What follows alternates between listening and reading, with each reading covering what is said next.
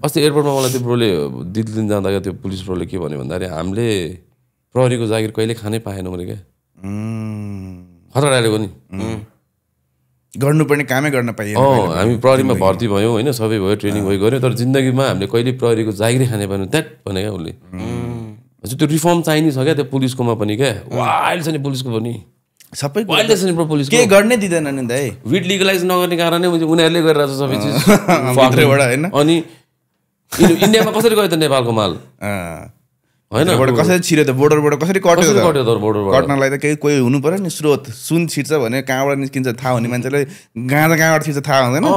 त्यस्तो नि हुन्छ त यार सो त्यो हिसाबमा चाहिँ बबाल भइरहेको थियो त्यो संरचना त्यो नेटवर्क त्यो भित्रको त्यो तोड्नै गाह्रो भइरहेको थियो हुएभर इट इज जेन्जीले मात्र त तोड्न सक्दैन ब्रो जेन्जीको त एउटा नितान्त भावना थियो नि केटाहरू त मर्यो नि त देशको लागि मैले अस्ति पनि भने नि दुर्गा प्रसादको किन फेल भयो दुर्गा प्रसाद सबै किनेर ल्याएर थियो मान्छेहरू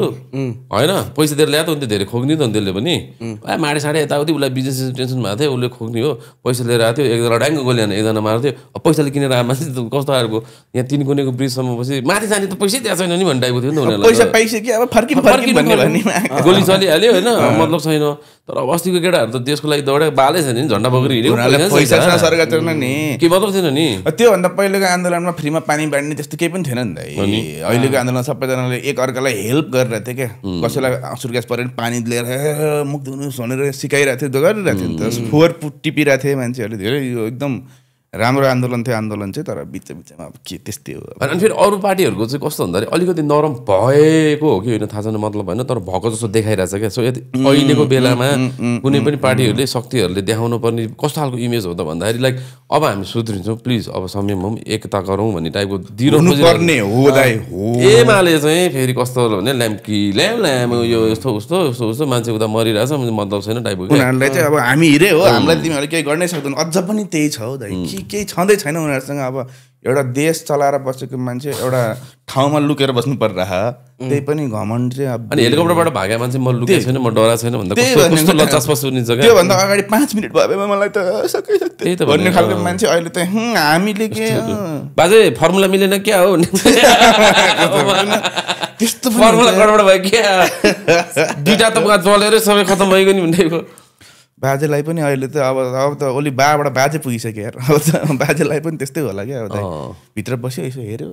बाबुले गऱ्यो भने चाहिँ हाम्रो पनि केही होला नि त भनेर उतातिर भन्ने के बाबुको जो इच्छा मलाई अब बनाउँछौ भने बाबुले हेर न टाइपको भइसक्यो होला अब त होइन त्यो मिटिङमा यसो हेर्दाखेरि नि कहिले मर्छ यो भनेर कुरिरहेको लाग्छ मान्छेहरू आम्मा त भित्र हेर्दा चाहिँ क्या अब त्यो ठ्याक्क त कस्तो अंशमण्ड हुन लाग्यो जस्तो 12 छोरा 13 नाति टाइपको छ नि 12 छोराहरू मेरो बाजुको अगाडि अब कुन मर्छ र अनि होइन रामला यही मिटिङमा मर्दै भने त अहिले आजै हो म भन्ने टाइपको क्या मान्छे न हो राजनीति गर्ने कसले कसलाई ट्रस्ट गर्छ ब्रो त्यो मान्छेले त्यहाँ कसलाई हेड बनौँ भन्ने बसिरहेछन् होइन हेड बन्नलाई के गर्न सकिन्छ त लास्टमा र त्यो आर्मीले छोड्दै जस्तो हामी केही गर्न सक्दैनौँ तपाईँहरूले अति गर्नुभयो भनेर छोड्दै जस्तो त्यहाँ पनि अनि बाजे अब सकिँदैन है भनेपछि बाजे तल झर्नै पऱ्यो के नै गर्न सकिन्छ त फिजिकल पावर होइन फिजिकल पावर होइन सबै त्यहीँ 13 जनामा बाजे एक्लै पऱ्यो भने त सकेन ओली बासँग एउटा यस्तो लौरी छ त्यो लौरी निकालेर यस्तो गरिदियो भने सबजना बिहोस हो नि रिम क्लिम चामुण्डा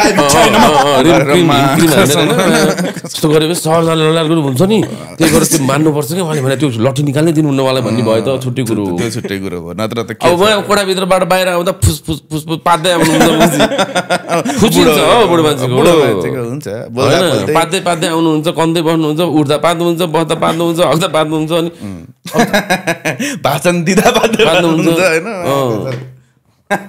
त्यस्तो मान्छे गाह्रो भएको मान्छेलाई त्यो अब रिफर्म गर्नु पर्यो अब खै फेरि अब अहिले फेरि अब हिजो के भन्छ कालीमाटीमा पनि फेरि पुरै दौडै छ नि त झन्डा बोकेर को काङ्ग्रेसका मान्छेहरू हुन् क्यारे ए ओके काङ्ग्रेस झन्डा ठिक छ अहिले मलाई जस्तो कस्तो लाग्छ भन्दाखेरि होइन मान्छे लाइक बवाल भयो नि त होइन अनि बवाल भइसकेपछि भोटरहरू नन भोटरहरू जतिजना सतिजना नेपालमा बाहिर सिनियर जुनियर जतिजना कस्तो छ भन्दाखेरि साइको भएको छ नि त अब अहिले जस्तो साइको बेलामा त्यो झन्डा सन्डा निकालेर त्यो गरेर बवाल गऱ्यो भने बिस्तारै मलाई चाहिँ कस्तो भन्दाखेरि सब कन्सियसमा चाहिँ एउटा नेगेटिभ चिज आउँछ क्या अनि त्यो झन्डा त्यो तारा देखेपछि अनि त्यो त्यो त्यो चुनावको बेलामा त्यो नो नो भन्ने हुन्छ अर्कै शक्तिले लाग्छ क्या त्यो बेलामा क्या हुन्छ नै त्यही किनकि यता प्रेसरबाट कतै न कतै निस्किनु पऱ्यो नि त सबैले झन्डा निकालेर बवाल गर्दै गर तिमीहरू हामी कुन कुन हो भोट नहाल्ने भनेर याद गर्दै गर्छौँ होइन त्यो उनीहरूले यस्तो गरेको हो क्या झन्डा निकालेर हामीलाई जनाइदिएको हो कि यसमा चाहिँ भोट नहाल्नुहोस् है ध्यान गराइदिएको हो क्या मेरो पार्टीमा नहाल्नुहोस् मेरो पार्टीमा नहाल्नुहोस् जो चाहिँ झन्डा बोकेर दौडाएको छन् पार्टीमा कसैको पार्टीमा नहाल्नुहोस् भोट भन्ने कुरा हो कसैलाई सबैलाई बन्द सखाप पारिदिनुपर्छ त्यो झन्डा बोकेर आउने मान्छेहरू एकचोटि पनि त्यो बच्चाहरूको लागि आयो त आएन होला नि गरेर नि मान्छे मरेर माल छैन तिनीहरू आन्दोलनकारी हो भने उनीहरूको दिमागमा चाहिँ ती आन्दोलनकारी ट्यापेहरू नि मरे हो भने टाइपको छ क्या त्यहाँ झन्डा बोक्नुलाई त कतिलाई त के भयो ओली भाइले छोड्नुभयो ओहो मेरो काम अब के हुन्छ पावरमा अब फेरि कसलाई लगाउनु पर्यो पावर भन्ने भइसक्यो तनाव भइसक्यो नि त उनीहरू त त्यही भएर फेरि ओली भाइलाई ल्याउनु पर्छ पावरमा अनि हाम्रो काम फेरि सफल हुन्छ भन्ने हुन्छ नि त सबै त्यही त छ नि ब्याक फोर्स ज्याक लाउने पावर ज्याक लाउने पावर त पावरमा जो छ त्यसलाई लाउने त हो नि होइन त्यसकै थ्रुबाट मैले त चिनेको छु नि उहाँलाई भनेर त्यही गर्नु पर्यो त्यसको बालेन कहाँ छ यार बालेन बालेन चाहिँ थाहा छैन त बालेन अब लुसिफर भएपछि त अब कहाँ संसारै छैन नि बालेन कहाँ छ बालेनको पेज हेर्नु ब्रो खालि काम मात्र छ काम गर्दैछ ऊ काम गर्दैछ ताकि अब अहिले टाइम आएपछि म भन्छु अहिले भट्टाभट बालेनले किन काम गरेर मान्छेले के भन्छ यही बेला बालेनले देखाएर हिरो हुनु खोज्दैछ भन्छ त्यो होइन क्या कुरा बुझ क्या बल्ल यो 3 जना चिप्लेपछि बालेनलाई काम गर्नु कति सजिलो होला रोक्ने कोही भएन रोक्ने टोक्ने कोही पनि भएन कोही छ पार्टीको प्रेसर फोन यताउति अग्रम बग्रम लौडा के पनि छ छैन केही पनि छैन नि अनि त्यही भएर उसले एभ्री टाइम उसले त्यो लेख्दाखेरि के भनिरहेछ भन्दाखेरि कति विगत यति वर्षदेखि अड्किएर रहेको प्रोजेक्ट मान्छे नभएपछि के हुँदो रहेछ त यो काम गर्न देशलाई सपार्नलाई काम गर्न दिनुपर्छ क्या देश सप्रिन्छ पैसा बजेट त छुट्टाएको हुन्छ क्रिप्टिक काम कहिले हुँदैन नि त बालेन ऱ्यापर हो ऱ्याप भनेको हिपहप कल्चर भनेको जहिले पनि रेबेलियन कल्चरबाट निक्लेको हो त्यही भएर उसको त्यो मेसेज जहिले क्रिप्टिक हुन्छ 2 वर्षदेखि अड्किएर बसिरहेको विगत 3 वर्षदेखि अड्किएर बसिरहेको यो त्यो अनि यसो हेर्दा सिम्पल प्रोजेक्ट पनि अड्केर बसिरहेको छ राम्रै प्रोजेक्ट पनि अब भन्नु त्यो भद्रकालीको वाला कसैले सोच्यो आजसम्म भित्रको कुरा नमिलेपछि नर्मल प्रोजेक्ट एउटा मन्दिर बनाउनु त बन्दैन त यार नर्मल मन्दिर बनाउनु पर्ने छ त्यहाँ भने त्यो त बन्दैन तर नियममा त बनाउनु मिल्ने रहेछ नि त सजिलो रहेछ सजिलो तर एउटा चाहिँ त्यो आफूभन्दा ठुलो मान्छेले आएर चाहिँ खड्को थाप्दै भन्छ नसकिने रहेछ त्यही हो तर त्यही खड्को चाहिँ त्यही ठुलो मान्छेको कपालमा हानु भन्छ मिल्दो रहेछ फेरि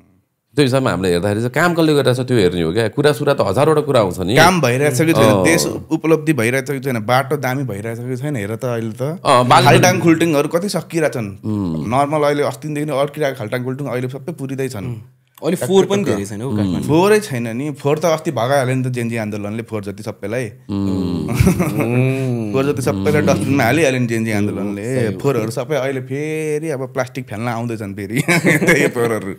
यस्तो बेलामा पनि अझै त्यही प्रोपागन्डा त्यही चिज लिएर अझ सुधारको कुराहरू केही नगरेर अझै मान्छेलाई अत्याउँदै क्या हामी जनताहरूलाई अत्याउँदै गरेपछि हामी कतातिर पल्टिने त हामीले नै सेफ जग्गा त खोज्नु पऱ्यो नि त तिमीहरूको त्यो ताल तिमीको अब अहिलेसम्म पनि अब त्यो ताल दुईको 4-5 वटा शब्द बोल्दै हिँड्छन् मान्छेहरू के ठुलो कुरा गर्दै हिँड्छन् गरेको केही छैन ठुलो कुरा मात्रै गफ मात्रै बढी चलिरहेछ अहिलेको देशमा हाम्रो होइन हुन त गफ हाम्रो प्रोग्राम पनि गफै हो तपाईँलाई यो गफ मनपर्छ भने प्लिज लाइक सेयर सब्सक्राइब सबै चिज ठोक्नुहोस् यहाँ धेरैजना अनसब्सक्राइब गरेर हेरिरहनु भएको छ तपाईँहरू त्यो भनेको कस्तो भन्दाखेरि भित्र आउनुहोस् न भन्दा होइन म बाहिरबाट हेर्छु भन्ने टाइपको मान्छेहरू भित्र आउनुहोस् तपाईँहरू जुत्ता खोल्न प्लिज हो हामी चाहिँ गफ पनि गरिरहेछौँ तर हामीले लुटेर ठगेर यस्तो तपाईँहरूले नराम्रो पारेको छ नि तपाईँहरू खुसी हुनुहुन्छ हाम्रो भिडियो हेरेर